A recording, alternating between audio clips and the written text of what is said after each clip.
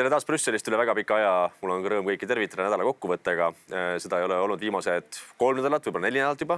Ja ma pean kindlasti vabandama, et ma ei ole vahepeal infot andnud nii-öelda siis video teel, kuid ma olen ehk olnud piisavalt aktiivne, et teavitada teid vahepeal toimunust ja arengutest oma sotsiaalmeedia kanalites ja kodulehe kaudu jaakmadisson.ee ja ka YouTube'i kaudu. Nii et vastan info ikka kohale jõudnud, kuid siin ei ole saanud teha nädala kokkuvõtet sellepärast. Väga lihtne põhjus, koroonaviirus. Nagu ikka, koroona siin ja koroona seal, koroona iga nurga peal. Nüüd on ka Eestis tõusma nakatumiste arv ja alustuseks kindlasti peab rõhutama, et inimesed olge palun vastutustundlikud. Üritame seda viirust vähem siis nii-öelda kuidagi levitada või et see ei saaks niimoodi ringi lennata. Kindlasti ma ei ole selles mõttes väga paanitseja, sest ka tänane statistika, mis meil on olemas, juba kinnitab ju seda, et koroonaviiruse nii-öelda statistiline surmade arv ei ole nii hull, kui me arvasime võib-olla märtsis-aprillis, kui tegelikult keegi ei teadnud, mida see viirus endast kujutab. Täna on selge see, et mida päev edasi, seda rohkem tuleb tõendeid, et tegemist on haigusega, mis ohustab eelkõige just nimelt vanemaid inimesi, kellel on ka kroonilised haigused. Ehk siis meie ülesanne on eelkõige kaitsta just nimelt riskigrupis olevaid inimesi. Ja tervetel, noorematel, tavalistel inimestel ei ole vast midagi suurt eriti karta.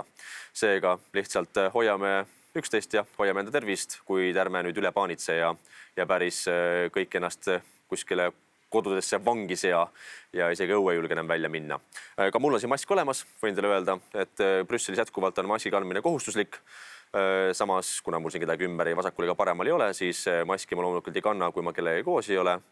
Ja ka värskes õhus ma ei näe mõtet maski kanda, nagu on Brüsselis kohustuslik ja ma näen ka Eestis Tallinnas väga palju inimesi, kes tänava peal kõndides kannavad maski, siis ma ei näe selle mitte mingisugust mõtet, et õues käies kanda maski, kus viiruse levik on praktiliselt olematu või see oht on väga väikene. Küll aga siseruumides tuleb öelda, et mask on igal juhul parem kui mitte maski kandmine ja loomulikult ma soovitan kõigil mitte väga uskuda kõiki umbluude ajajaid ja vandenõuteoreetikuid, et kas ei saa piisavalt hapnikku aju või kõik me sureme ära sisse hingatava õhu sisse, mida me siis maski sisse hingame, et sellele ühtegi meditsiinilist tõestust ja pigem on selline nii-öelda vaimusünnitis. See ka igal juhul mingil määral piisknakkuse vähendamine vähendab ka viiruse ohtu ja selle levimise tõenäosust. Seega ma arvan, et võtame asja mõistusega, seal kus vaja kanname maski, kuid ärme selle asjaga hulluks mine. Brüsselis olemas on olnud 2 päeva, sest viimased 3 nädalat oli parlament lukus. Siin ei toimunud kohapeal õieti mitte midagi. Seetõttu kõik oli viidud veebiteele, kõik komisjoni istungid, hääletused plenaaristungitel olid veebiteel ja seetõttu oli ma üpris palju kodus. Sain tegeleda kooliasjadega, käia ülikoolis. Enamus loenguid toimusid veel ka füüsiliselt kohal koolis, mis on väga tore. Oli ka vahepeal ju lähetus Ameerika Ühendriikidesse. Ka sealt ma üritasin teid piisavalt nii-öelda kursis hoida siis valimisprotsessiga Ameerika Ühendriikides Washingtonis ja sealt tagasi tulles ma enam Brüsselisse tulla ei saanudki. Kuid nüüd hakatakse parlamenti taas avama. Nakatumiste arv on Brüsselis väga kiiresti langemas, sest loomulikult need piirangud, mis siin seati, olid ikkagi väga karmid. Siiamaani veel tänase päevani kõik baarid, restoranid, avalikud kohad on suletud, poodidesse võib minna üksinda. Õhtul kella 10-st hommikul kella 6-ni on totaalne lockdown ehk siis liikumiskeeld õues, millest ma muidugi aru ei saa, et mismoodi aitab viiruse levikut pidurdada asjaolu, et sa ei või minna oma koera jalutama parki õhtul kell 11 või 12. Et kindlasti on ka siin tegemist piirangutega, millel puudub igasugune loogiline seos viiruse leviku ja selle pidurdamise vahel. Kuid sellised need piirangud siin on, igastahes nakatumiste arv on kõvasti langenud, seega elu hakkab siin vaikselt normaliseeruma. Kahjuks Eestis on see arv jällegi tõusmas, loodame, et see väga hulluks ei lähe, nii et Eesti sotsiaalsüsteem ja haiglate süsteem peab sellele tõusule vastu ja et me ei pea hakkama oma elu sulgema ja üleliigseid piiranguid kehtestama Eestis, ma väga loodan seda. Kuid siin on toimunud viimastel päevadel siis plenaaristungid jällegi, hääletused. Võib-olla võtan hästi kiiresti kokku need olulisemad küsimused, mida on siin arutatud. Näiteks Poola teema jällegi, kuna Poola on see paha poiss, kes tahab piirata aborte, tahab ei öelda migrantidele, ei taha olla nii-öelda vastuvõturiik illegaalsetele migrantidele, tahab teha kohtusüsteemis reforme, et pensionile saata veel kohtunikke, kes töötavad ka veel kommunismi ajast.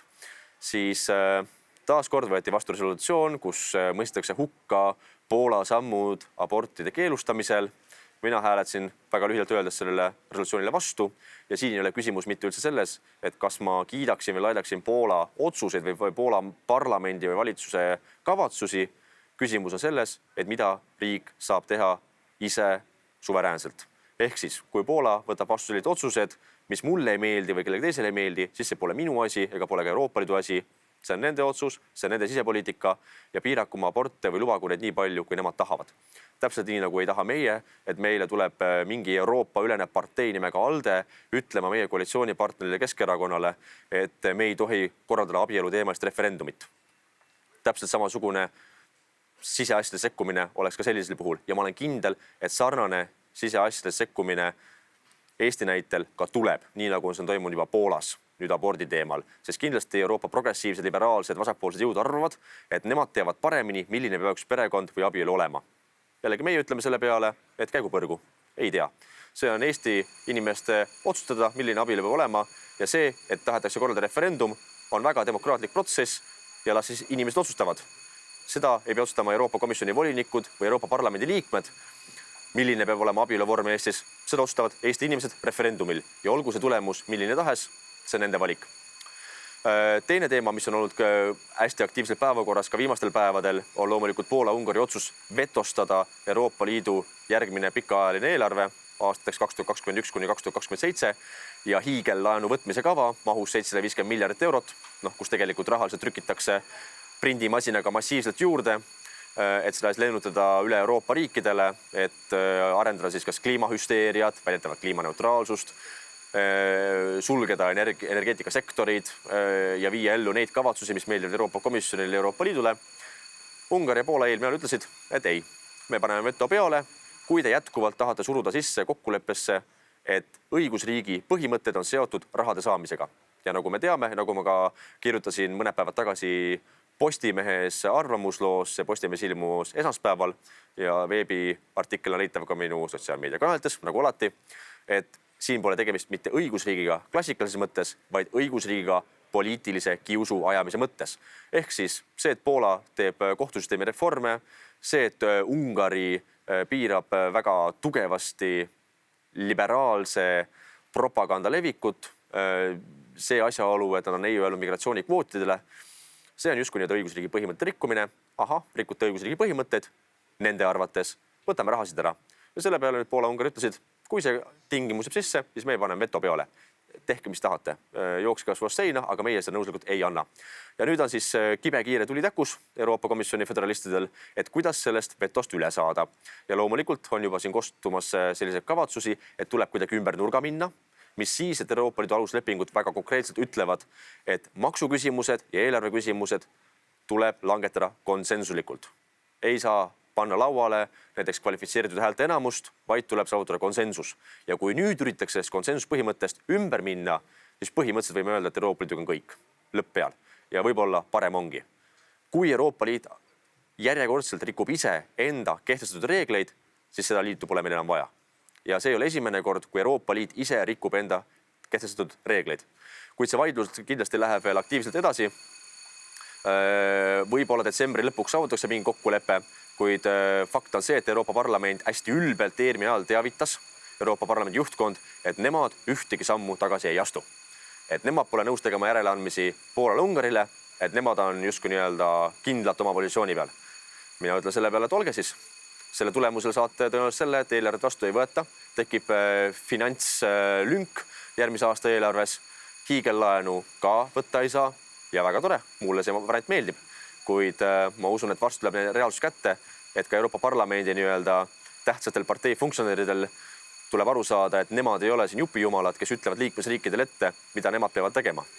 Ja ma arvan, et lõppkokkuvõttes ikkagi Euroopa Komisjon ja liikmesriigid, sealhulgas Poola ja Ungari, saavutavad mingi mõistliku kokkuleppe, et võetakse mingisugused täiesti jaburad nõuded sealt kokkuleppest välja ja selle tulemusel Poola ja Ungari annavad oma nõusoleku siis eelarve vastuvõtmiseks ja selle laenupaketi heaks kiitmiseks. Mis muud? Tuleb öelda, et on toimunud bürokraatlikud hääletused. Kindlasti hoian teid ka edaspidi kursis. Nüüd hakkab parlamendi töö jällegi nii-öelda normaalsemalt toimima. Järgmine ajal olen taas Brüsselis. Tulen siia teisipäeval, 1. detsember. Tagasi koju tulen reedel ehk siis 4. detsembril. ja kindlasti järgmine nädal on toimumas siin väga põnevad komisjoni istungid, siin migratsioonikomisjon on kogunemas, inimõiguste komisjon on kogunemas, väliskomisjon on kogunemas, kus ma olen põhiliige. Nii et seniks aga taas kuulmiseni, püsige terved, võtame asja mõistlikult ja hoidke kindlasti silma peal minu sotsiaalmeediakanalites, et olla kursis tõelise informatsiooniga, mida te kindlasti Delfist lugeda ei saa ja mida teile ka Rahvusringhäälingu, Vikerraadio või Kuku Raadio ei räägi. Seega jagage seda postitust edasi, kohtume taas ning kõike head!